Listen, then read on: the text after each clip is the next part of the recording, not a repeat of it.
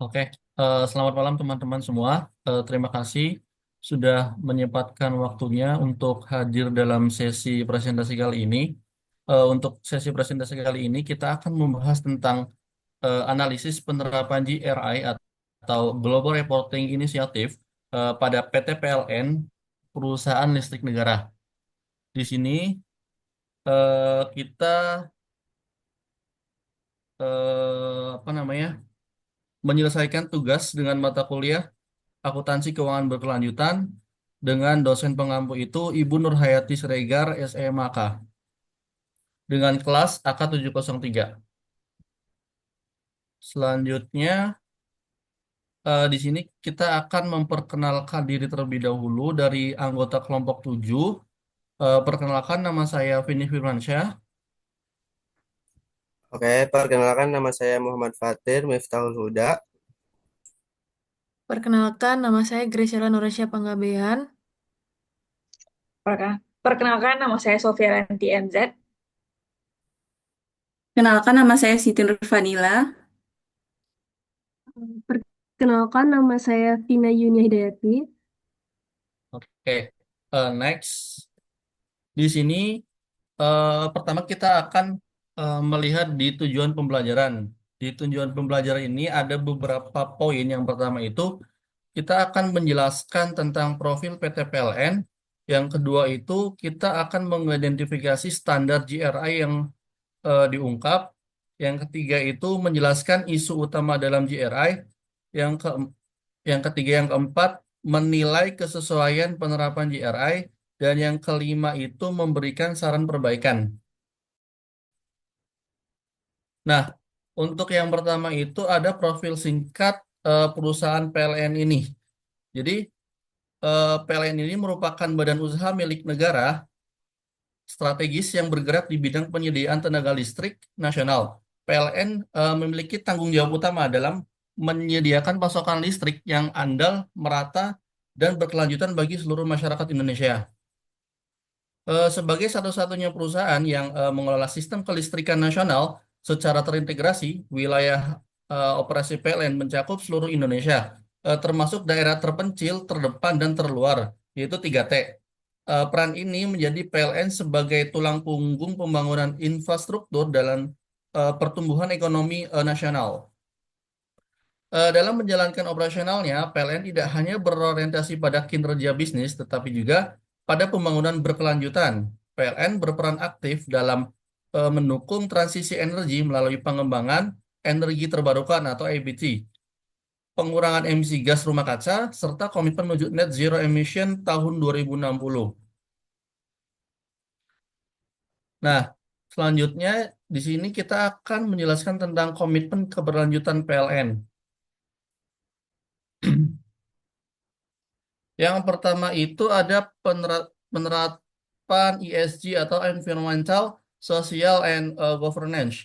PLN yang pertama itu PLN menerapkan prinsip environmental, social, and governance sebagai kerangka utama dalam menjalankan bisnis yang berkelanjutan. Pada aspek lingkungan, PLN hanya berupaya mengelola dampak operasional melalui efisiensi energi. Yang kedua itu ada target net zero emission tahun 2060. Jadi PLN ini menetapkan target net zero emission pada tahun 2060 sebagai bentuk komitmen jangka panjang dalam mendukung upaya global penanggulangan perubahan iklim. Target ini dicapai melalui strategi transisi energi yang mencakup peningkatan bauran energi terbarukan atau EBT. Yang ketiga itu ada penyusunan sustainability report berbasis GRI. Jadi maksudnya itu sebagai wujud transparansi dan akuntabilitas, PLN secara konsisten menyusun sustainability report yang mengacu pada standar Global Reporting Initiative atau GRI. Jadi laporan ini memuat pengungkapan kinerja perusahaan dari aspek ekonomi, lingkungan, dan sosial secara sistematis dan terstruktur. Selanjutnya itu perolehan proper emas dan hijau. Jadi perolehan proper emas dan hijau merupakan bentuk pengakuan eksternal atas kinerja lingkungan PLN yang melampaui standar kepatuhan regulasi. Proper emas diberikan kepada perusahaan yang menunjukkan inovasi dan kepemimpinan dan pengelolaan lingkungan serta pemberdayaan masyarakat secara berkelanjutan. Nah, sedangkan proper hijau ini menunjukkan kepatuhan yang lebih tinggi terhadap regulasi lingkungan. Jadi capaian ini menegaskan bahwa komitmen keberlanjutan PLN tidak hanya bersifat administratif, tetapi telah diimplementasikan secara nyata dan operasional perusahaan dan memberikan dampak positif bagi lingkungan dan masyarakat sekitar. Nah, selanjutnya itu ada standar JRI yang digunakan. Di sini kita akan menjelaskan satu-satu dari yang pertama JRI 200 membahas tentang ekonomi, JRI 300 yang membahas tentang environmental, dan JRI 400 itu yang membahas di sosial. Selanjutnya itu akan dijelaskan oleh rekan saya. Silakan. Bismillahirrahmanirrahim. Perkenalkan, nama saya Muhammad Fatir. Di sini saya akan menjelaskan tentang materi GRI 200 yang saya akan lanjutkan presentasi dari Mas Bindi.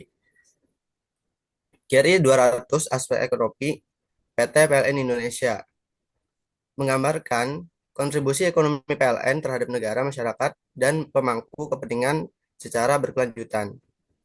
Ada beberapa GRI 200. Ada 201, 203, 204, serta 205. Di sini saya sedikit akan menjelaskan untuk GRI 201 terlebih dahulu, yaitu kinerja ekonomi. GRI 201 berfokus pada pengungkapan nilai ekonomi langsung yang dijelaskan dan didistribusikan oleh PLN. Nilai ekonomi ini mencakup pendapat perusahaan, biaya operasional, pembayaran gaji dan tunjangan pegawai, pembayaran pajak, serta PNBP. Pengungkapan ini penting untuk menunjukkan sejauh mana PLN memberikan kontribusi nyata terhadap perekonomian nasional dan keuangan. Selain itu, kinerja ekonomi PLN juga mencerminkan perannya dalam mendukung ketahanan energi nasional dengan menjaga kestabilan pasokan listrik. PLN memastikan bahwa aktivitas industri, UMKM, dan layanan publik dapat berjalan secara stabil. Lanjut GRI 203, yaitu dampak ekonomi tidak langsung. GRI ini menekankan pada dampak ekonomi tidak langsung yang dihasilkan dari kegiatan operasional PLN. Salah satu bentuk dampak tersebut adalah pembangunan pembangkit listrik dan jaringan kelistrikan di daerah terpencil, terdepan, dan terluar atau 3T. Kehadiran infrastruktur listrik di wilayah tersebut membuka aspek atau akses terhadap kegiatan ekonomi baru, meningkatkan produktivitas masyarakat, serta mendorong pemerataan pembangunan antar wilayah. Dan yang ketiga ada GRI 204, yaitu praktek pengadaan.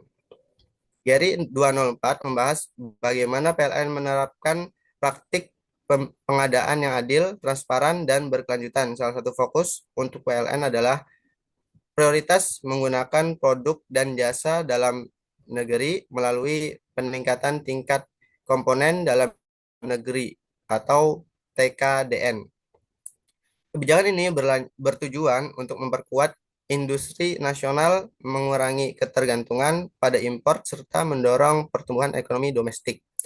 Dan yang terakhir di GRI 201 atau anti korupsi. GRI ini berfokus pada upaya mencegah dan penanganan praktik korupsi dalam aktivitas perusahaan. PLN menerapkan kebijakan anti korupsi dan gratifikasi sebagai bagian dari tata kelola perusahaan yang baik. Lanjut, Kak.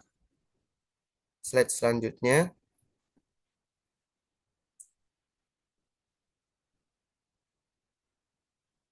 Oke, terima kasih Kak Vindi. Lanjut ada isu utama GRI 200 aspek ekonomi. Isu utama dalam GRI 200 pada PT PLN berfokus pada bagaimana perusahaan menciptakan dan mengelola nilai ekonomi, meningkatkan kesadaran dan pemahaman mengenai etika bisnis. Mohon maaf, untuk PT PLN berfokus pada bagaimana perusahaan menciptakan dan mengelola nilai ekonomi secara berkelanjutan bagi negara, masyarakat, dan pemangku kepentingan lainnya. Sebagai BUMN strategis di sektor ketenagalistrikan, PLN memiliki tanggung jawab ekonomi yang tidak hanya diukur dari tingkat keuntungan, tetapi juga dari kontribusinya terhadap stabilitas ekonomi nasional, pemerataan pembangunan daerah, serta dukungan terhadap transisi energi. Oleh karena itu, isu ekonomi PLN memiliki dimensi jangka panjang yang sangat erat kaitannya dengan kepentingan publik. Untuk beberapa contohnya ada 4, ada kontribusi ekonomi nasional, distribusi nilai ekonomi, pembayaran pajak dan dividen, dan yang terakhir ada pembiayaan hijau dan perdagangan karbon. Sedikit saya akan jelaskan kontribusi ekonomi yang pertama, yaitu isu utama bagi PLN karena listrik menjadi penggarakan utama aktivitas ekonomi berbagai sektor seperti industri, perdagangan, jasa, pendidikan, serta kesehatan. Lalu yang kedua ada distribusi nilai ekonomi. Distribusi nilai ekonomi menjadi isu penting karena mencerminkan bagaimana pendapatan PLN dialokasikan dan memberikan manfaat bagi berbagai pemangku kepentingan. Yang ketiga, pembayaran pajak dan dividen. Pembayaran pajak dan dividen ini merupakan salah satu bentuk kontribusi ekonomi langsung PLN kepada negara. Pajak yang dibayar oleh PLN menjadi sumber penting penerimaan negara yang digunakan untuk membiayai berbagai program pembangunan dan pelayanan publik di Indonesia. Dan yang terakhir ada menghijau pembiayaan hijau dan perdagangan karbon. Ini menjadi isu ekonomi strategis seiring dengan agenda transisi energi dan pengendalian perubahan iklim. PLN mulai mengarahkan pendanaan pada proyek-proyek energi baru melalui skema pembiayaan hijau seperti grant financing and sustainability linked financing. Skema ini memungkinkan PLN memperoleh pendanaan dengan mempertimbangkan kinerja lingkungan sekaligus mendorong investasi pada energi bersih. Dan yang terakhir, slide 9, Kak.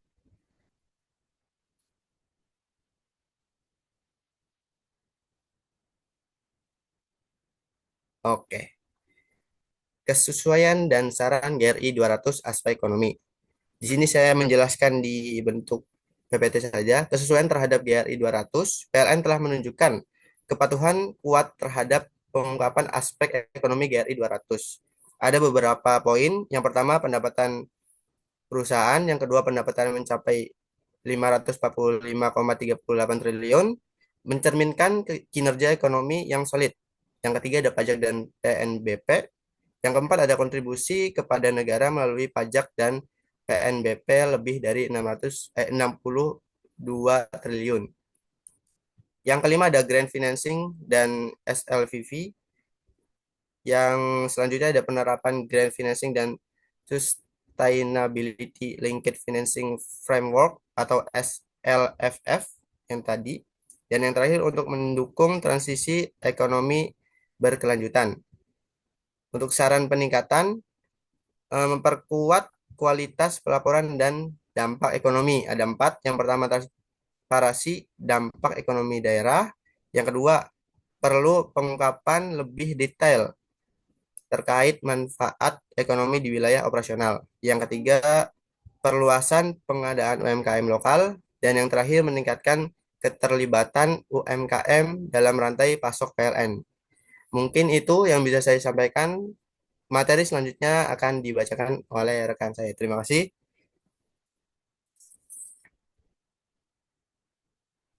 Oke, baik, izin melanjutkan. Saya Siti Nurfadila.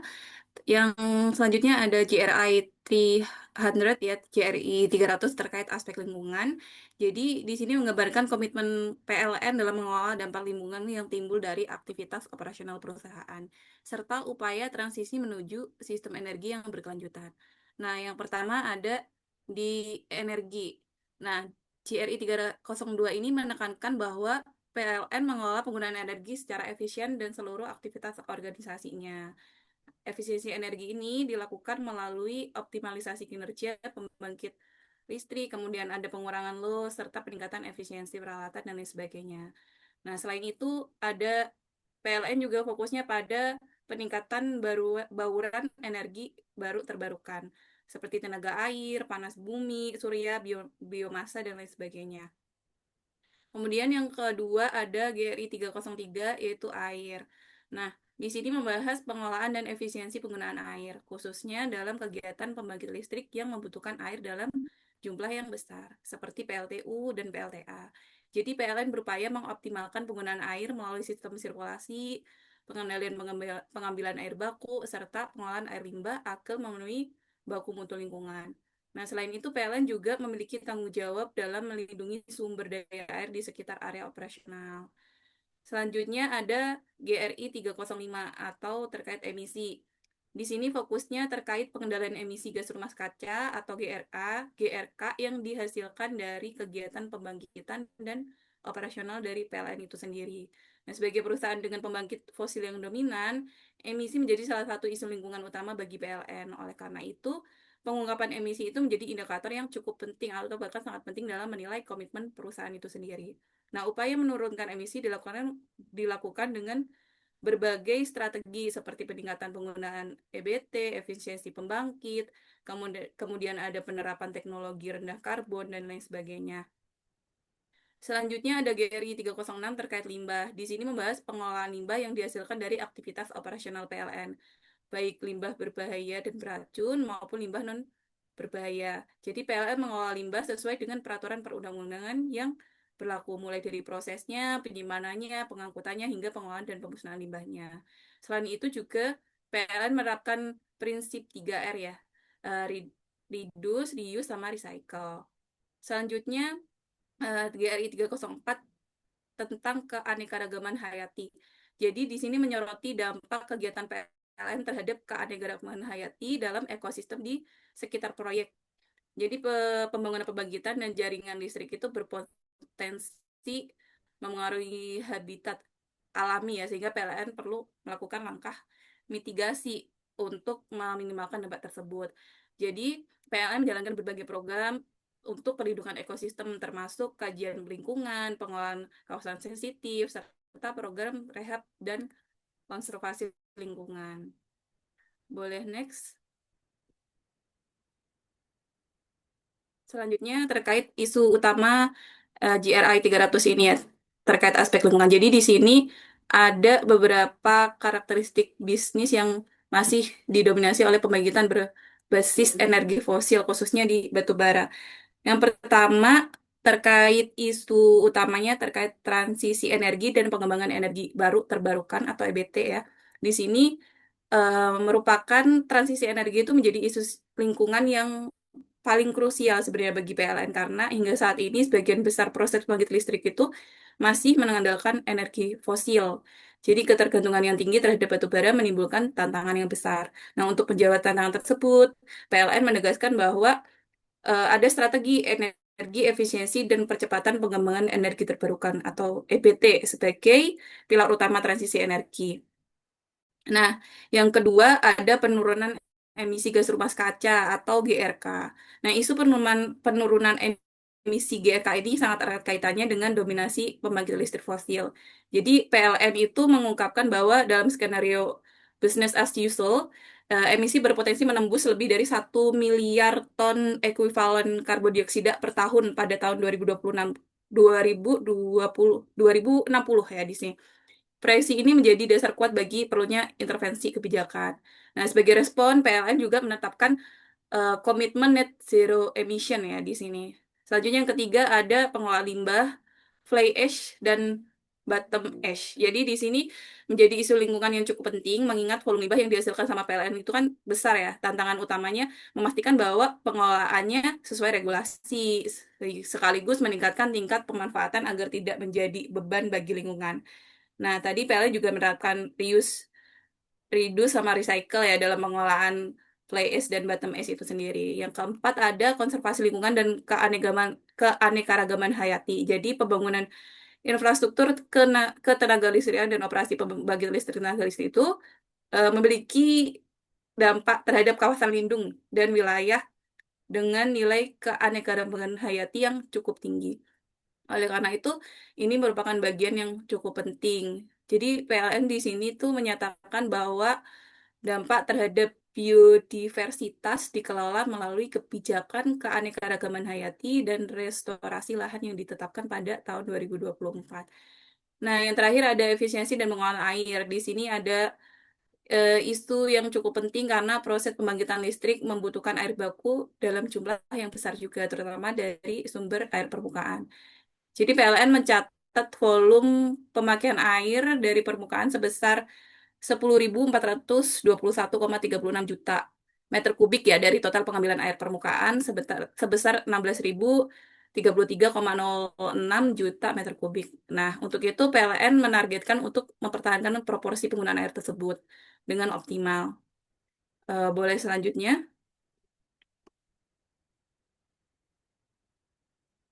Pengurangan emisi pada tahun 2024 mencapai 12,77 juta ton ekuivalen karbon dioksida. Capaian ini berasal dari 4 inisiatif utama yang diterapkan oleh PLN. Yang pertama terkait EBT tadi, kemudian ada program co-firing biomasa, kemudian ada konversi PLTG ke PLTGU dan teknologi clean coal ya. Yang kedua ada co-firing biomasa. Jadi implementasi co-firing biomasa PLN ini di lapangan sudah cukup signifikan ya dengan 47 PLTU yang telah memanfaatkan sekitar 1,6 juta ton biomasa pada tahun 2024. Serta ada proyeksi peningkatan menjadi 52 PLTU pada 2025. Nah, selanjutnya ada proper emas dan hijau, yaitu penguatan kepatuhan dan kinerja lingkungan. Dalam hal kinerja lingkungan, PLN juga berhasil mendapatkan penguatan proper emas dan hijau dengan target 2024 diikuti oleh 167 unit. Nah, yang keempat ada ISO 14001, sistem manajemen lingkungan di sini berhasil menerapkannya di 39 unit dan 10 subholding atau anak perusahaan. Selain itu juga memiliki target mencapai 100% di unit bersertifikat di tahun 2025. Nah, sarannya di sini ada percepatan penggunaan PLTU batubara sama meningkatkan pemanfaatan EBT di daerah 3T. Jadi kalau yang pertama itu eh, untuk menetapkan peta jalan penggunaan PLTU yang lebih jelas ya dan lebih terperinci dengan memprioritaskan unit-unit yang lebih tua, lebih efisien, dan sebagainya. Sedangkan kalau yang kedua itu di daerah 3T tadi yang tertinggal, terdepan, dan terluar harus diprioritaskan dengan menggunakan paket PLTS dan BEES ya. BESS. Boleh slide selanjutnya?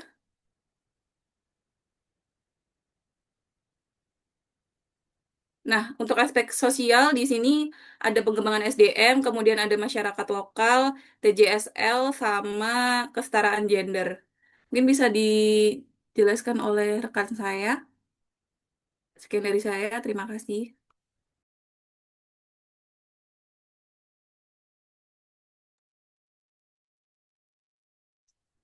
Izin melanjutkan, selanjutnya yaitu JR 400, di mana sebelumnya perkenalkan saya Sofia Ranti MZ. Di sini saya akan menjelaskan tentang JR 400 atau JR 400, yaitu aspek sosial. Di mana pada JR ini membahas tentang yang pertama yaitu JR 403 atau itu membahas dengan K3 yaitu pemeriksaan instalasi listrik pelanggan melalui program P2TL. Yang kedua itu imbauan perawatan instalasi rumah untuk mencegah korsleting dan kebakaran. Yang ketiga penggunaan instalator resmi bersertifikat atau NIDI dan SLO. Yang keempat itu inspeksi mitra kerja agar memenuhi standar K3. Yang kedua itu ada JRI 404 yaitu pelatihan dan pendidikan, di mana programnya yaitu adalah menampilkan 363 inovasi pegawai PLN Group, dan PLN menyediakan 15.000 akun LinkedIn Learning bagi pegawai untuk sertifikat dan pelatihan HAM. Yang ketiga itu JRI 413, yaitu masyarakat lokal, di mana PLN menjalankan keterlibatan masyarakat lokal dalam setiap proyek kelistrikan. Yang kedua itu adalah pembangkit dan transmisi dilengkapi dokumen AMDAL yang memuat kajian sosial. Yang ketiga itu PLN melakukan pendekatan PIC atau Free Prior Informed Consent di mana dalam proyek PLTP Pol Reok dan Ulumbu. Yang selanjutnya yaitu TJSL, di mana anggaran TJSL sendiri untuk tahun 2024 itu sebesar 400 miliar dengan realisasi 377,37 miliar. Program unggulannya itu electrifying agrikultur dan sanitasi air bersih, serta juga Light Up the Dreams.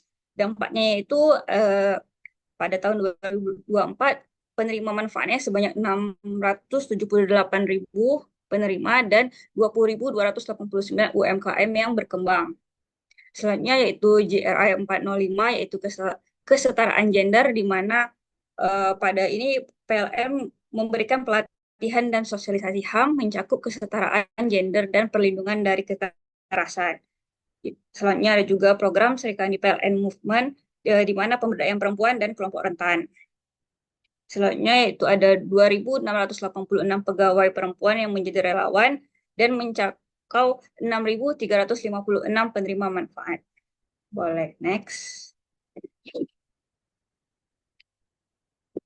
Nah, dari isu utama yang ada pada JR 400 yaitu pertama adalah keselamatan dan kesehatan kerja atau K3, di mana PLN secara konsisten melakukan evaluasi mandiri tingkat kematangan atau maturity level K3 setiap triwulannya. Hasil dari evaluasi ini kemudian diverifikasi oleh divisi HSSI atau Health, Safety, Security, and Environment pusat setiap 6 bulan untuk memastikan bahwa standar keselamatan diterapkan secara konsisten di seluruh unit kerja. Selain itu, PLN juga menerapkan PLN Life Saving Rules, di mana menjadi pedoman utama dalam mencegah kecelakaan kerja fatal. Aturan ini menekankan kepatuhan terhadap prosedur keselamatan, penggunaan alat pelindung diri, serta pengendalian resiko kerja. Upaya ini menunjukkan bahwa perlindungan terhadap pekerja dan mitra kerja menjadi prioritas utama dalam pengelolaan aspek sosial PLN. Yang kedua ada pemberdayaan UMKM, di mana melalui program ini, yaitu program Tanggung Jawab Sosial dan Lingkungan atau TJSL, serta Rumah BUMN, PLN telah membina ribuan UMKM untuk mampu meningkatkan daya saing, produktivitas, dan kemandirian ekonomi. Pendampingan ini tidak dilakukan hanya berupa bantuan, namun juga dilakukan dengan memberikan pelatihan manajemen usaha, pemasaran, dan digitalisasi. Selanjutnya yang ketiga adalah pendidikan dan beasiswa, di mana PLN memandang pendidikan sebagai investasi sosial jangka panjang. Salah satunya dengan memberikan program pegawai tugas belajar atau PTB yang memberikan kesempatan bagi pegawai untuk melanjutkan pendidikan formal termasuk ke luar negeri. Program ini sendiri bertujuan meningkatkan kualitas sumber daya manusia sekaligus memperkuat kapasitas internal perusahaan. PLN juga menyediakan berbagai program pendidikan melalui TJSL PLN Peduli dengan mencakup bantuan pendidikan, beasiswa, serta dukungan sarana pembelajaran bagi masyarakat. Yang keempat yaitu listrik untuk masyarakat prasejahtera, di mana program ini dinamakan Light Up the Dreams atau listrik untuk nyalakan mimpi. Di sini PLN memberikan sambungan listrik secara gratis kepada keluarga prasejahtera. Program ini sepenuhnya didanai oleh donasi pegawai PLN sehingga mencerminkan kepedulian dan solidaritas internal perusahaan terhadap masyarakat kurang mampu. Program ini tidak hanya meningkatkan kualitas hidup masyarakat penerima manfaat, namun juga membuka akses terhadap pendidikan, informasi, dan aktivitas ekonomi. Yang kelima yaitu ada kesetaraan gender dan pemberdayaan perempuan, di mana PLN telah meluncurkan Statement of Corporate Intent atau SGI tentang kebijakan pengharusutamaan gender sebagai dasar kebijakan dalam menciptakan lingkungan kerja yang adil dan inklusif. Selain itu juga PLN menyelenggarakan PLN Women Summit 2024 sebagai wujud komitmen PLN terhadap women empowerment di lingkungan perseroan. Kegiatan ini sendiri bertujuan meningkatkan peran perempuan dalam kepemimpinan dan pengambilan keputusan, sekaligus mendorong terciptanya budaya kerja yang menghargai keberagaman dan kesetaraan. Boleh, next, Kak.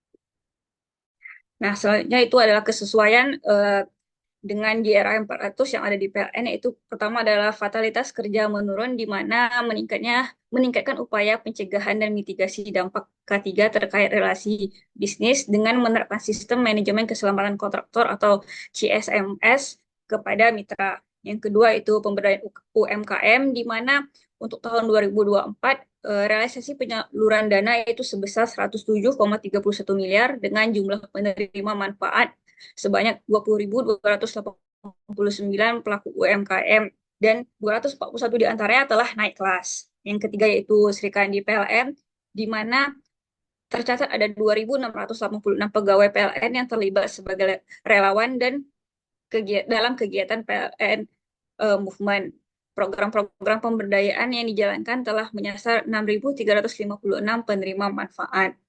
Selanjutnya yang keempat itu adalah Light Up the Dreams, di mana program ini menjangkau 12.011 keluarga prasejahtera di seluruh Indonesia, dan ini sudah meningkat 28% dari tahun sebelumnya. Sarannya itu adalah pertama adalah perluasan pelaporan dampak sosial jangka panjang, di mana penggunaan standar GRI dan SASD untuk memastikan data dampak sosial dapat dibandingkan secara internasional. Yang kedua adalah pelaporan komprehensif mengenai tingkat kecelakaan kerja atau zero accident dan kesehatan jangka panjang karyawan serta kontraktor. Yang kedua itu adalah peningkatan inklusi difabel, di mana optimalisasi kuota rekrutmen khusus melalui jalur penerimaan khusus. Kemudian adalah memperluas program pemberdayaan UMKM binaan difabel dan penyediaan reasonable accommodation atau akomodasi yang layak bagi kaum disabilitas. Oke. Selanjutnya akan dilanjutkan oleh rekan saya. Baik, selanjutnya yaitu terkait dengan keterkaitan GRI dengan SDGs. Jadi, PLN ini sangat aktif berkontribusi dalam mendukung Sustainable Development Goals atau tujuan pembangunan berkelanjutan, di mana di antaranya yaitu berkaitan dengan SDGs 7 atau energi bersih dan terjangkau. Hal ini selaras dengan GRI 302 yaitu energi dan juga GRI 305 emisi yang tadi sudah disebutkan, di antaranya melakukan efisiensi penggunaan energi dalam operasional, kemudian peningkatan bauran EBT atau energi baru terbarukan, program didesialisasi co-firing, kemudian ada pengendalian emisi gas rumah kaca, dan juga upaya penurunan emisi melalui transisi energi bersih. Kemudian ada juga kaitannya dengan SDGs 8, yaitu pekerjaan layak dan pertumbuhan ekonomi. Hal ini selaras dengan GRI 403 atau K3 dan juga GRI 404, yaitu pelatihan dan juga pendidikan, di mana di antaranya PLN itu menciptakan pekerjaan yang layak melalui peningkatan keselamatan kerja, pengembangan SDM, serta pemberdayaan UMKM yang mendorong pertumbuhan ekonomi masyarakat. Kemudian ada juga SDGs 9, yaitu tentang industri, inovasi, dan infrastruktur. PLN ini selaras dengan GRI 203 atau dampak ekonomi tidak langsung dan juga GRI 204, yaitu berkaitan dengan pengadaan, di mana diantaranya adalah PLN membangun infrastruktur ketenagalistrikan nasional, melakukan teknologi smart grid, dan juga meningkatkan TKDN untuk mendukung inovasi dan industrialisasi. Kemudian kaitannya juga dengan SDGs 10, yaitu berkurangnya kesenjangan, di mana hal ini selaras dengan GRI 203, yaitu dampak ekonomi tidak langsung, dan juga GRI 413, atau masyarakat lokal. Di antaranya seperti program listrik desa dan wilayah 3T, mengurangi kesenjangan akses energi, dan juga melibatkan masyarakat lokal dalam setiap proyek kelistrikan. Selanjutnya, yaitu berkaitan juga dengan SDGs 11, yaitu kota dan juga permukiman berkelanjutan. Di mana hal ini selaras dengan JRI 203, yaitu berkaitan dengan dampak ekonomi tidak langsung dan juga JRI 413 masyarakat lokal, yang mana PLN mendukung kota berkelanjutan melalui keandalan pasokan listrik, elektrifikasi desa, pengembangan kendaraan listrik, dan juga peningkatan layanan pelanggan digital. Dan GRI ini selaras juga dengan SDGs 13, di mana adanya penanganan perubahan iklim. Selaras dengan GRI 305 emisi, di mana PLN itu melakukan pengendalian emisi gas rumah kaca, kemudian ada juga perdagangan karbon, investasi transisi energi, serta mendukung target net zero emission 2060. Jadi PLN ini tentunya sangat berkontribusi dalam SDGs atau tujuan pembangunan berkelanjutan. Kemudian presentasi selanjutnya akan dibacakan oleh rekan saya.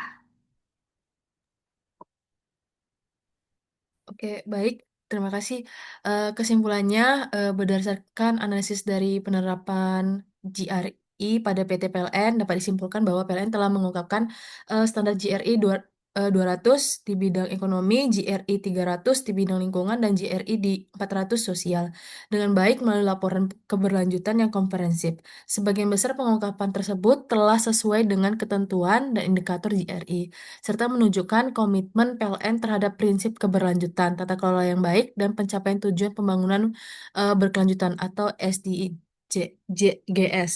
Namun demikian, hasil analisis materi yang juga menunjukkan bahwa masih diperlukan percepatan transisi energi, khususnya dalam mengurangi ketergantungan pada pembangkit berbasis fosil dan meningkatkan bauran energi baru terbarukan atau EBT, guna mendukung target net zero emission 2060. Selain itu, peningkatan transparansi pelaporan masih dibutuhkan, terutama dalam penyajian data dampak ekonomi, lingkungan, dan sosial yang lebih terukur, spesifik, serta berorientasi pada dampak jangka panjang. Next. Sarannya itu yang pertama, percepatan transisi energi bersih dengan mengurangi ketergantungan pada pembangkit berbasis fosil dan meningkatkan pengembangan serta pemanfaatan energi baru terbarukan, khususnya di wilayah 3T. Yang kedua itu tingkat transparansi perlaporan keberlanjutan dengan menyajikan data yang lebih rinci, terukur, dan spesifik. Yang ketiga itu perkuat indikator kinerja keberlanjutan agar selaras dengan GRI dan SDGs. Yang keempat, memperluas dampak sosial dan pemberdayaan masyarakat, terutama melalui peningkatan keterlibatan UMKM, kelompok rentan, serta program TJSL. Next. Terima kasih. Sekian dari kelompok 7. Demikian video pembelajaran kami. Oke, terima kasih kepada rekan-rekan semua yang sudah menyempatkan waktu untuk menyampaikan materi. Kurang lebihnya mohon maaf.